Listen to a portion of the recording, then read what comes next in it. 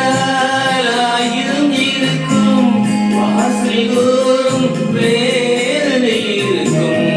வந்த துன்பம் எதுவென்றாலும் பாடி நின்றால் ஓடுவதில்லை பாடி நின்றால் ஓடுவதில்லை எதையும் தாங்கும் இறையும் இருந்தால் இறுதி வரைக்கும் அமைதி இருக்கும் மயக்கமா கலக்கமா மனதிலே குழப்பமா வாழ்க்கையில் தடுக்கமா